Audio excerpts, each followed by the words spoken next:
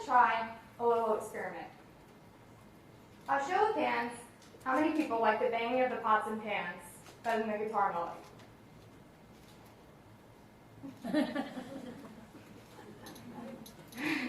Thought so. How about the guitar melody better than the pots and pans?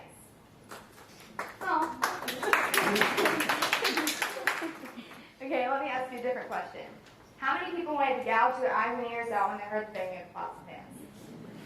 Yeah, it's okay. Raise your hand. It's fine. It's crazy how that works, isn't it? How with one sound we can determine whether we hate it or if we love it. Maybe not right away, but at some point we figure out what our views on the song are as a whole. Music is that powerful. By playing those two sounds, I sent your minds in so many different directions. Hopefully they were good ones, but that's totally up to you. I began thinking about music, and I figured out that sometimes my life can be like pots and pans, but there's always a melody to pick me back up.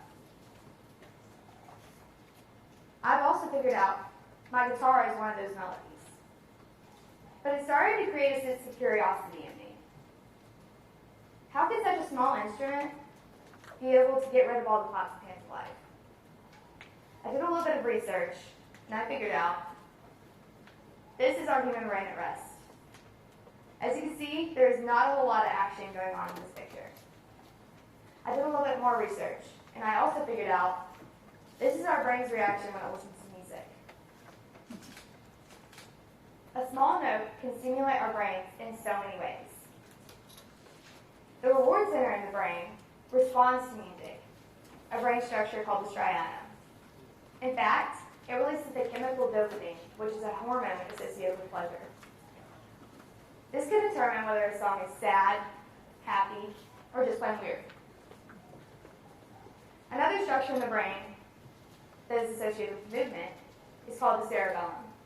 This is in charge of movement such as dancing, foot tapping, and playing an instrument.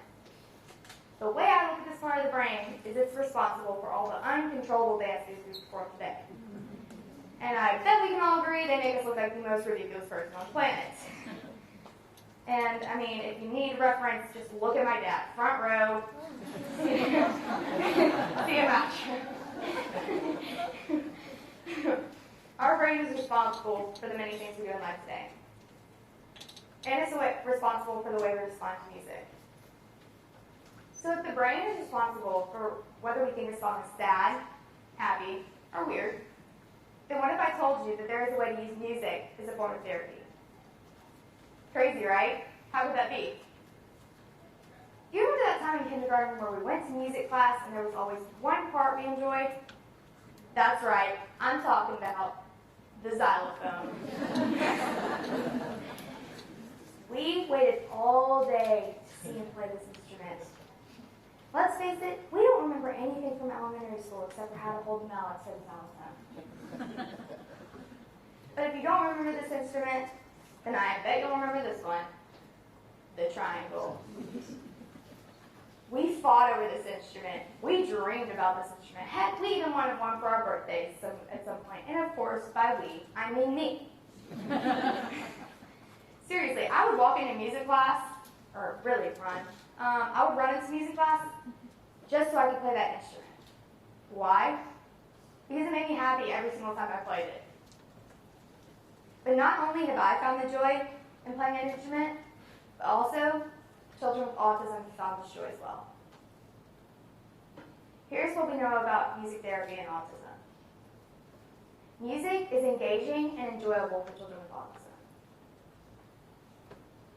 It is an effective way to communicate and reach children with autism.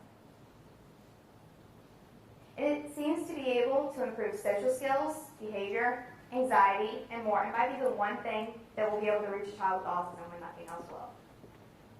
We as human beings can bring that joy back to children with autism. But sadly, music therapy is not a common approach for these people. So why aren't we using music to help these kids today? Music has provided these kids a way to look at the world in the best way possible. But not only do people with autism get this reaction, but actually, all people do. And I've got the proof to show you that this is true. All people get a positive response with music, especially me. Music has provided me for a way to escape all my troubles, worries, and doubts, and look at the world in the best way possible. I play my guitar, my feelings soar through my mind in ways that words don't usually do for me. Happiness is a part of our musical soundtrack of life. We like to keep that soundtrack in our heads, and when life gets filled with the pots and pans of the world, we need a certain melody to bring us back to that happiness. Finding melodies can at times be a struggle for people with disorders, but music can make that happiness an easier thing to achieve. And certain noises come into our heads, such as stress, anxiety, anger, homework, children, jobs, anything you can think of. But do you not realize that we have a solution in our car? In our pockets? I mean, with the push of a button, we can bring that happiness back to the world lacks. Music will always be able to do this. So let me ask you another question. How can we apply music to our lives today? How can we use music to help us get rid of the pots and pans of the world? Remember back to when I talked about the xylophone and the triangle. How can we bring back that feeling from elementary school and keep that when life gets filled with pots and pans?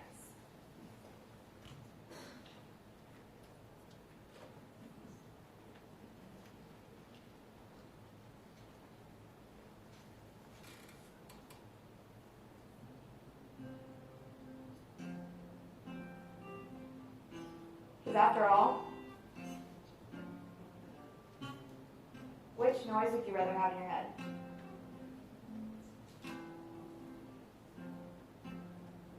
The stress of the world or the melody of music? Thank you.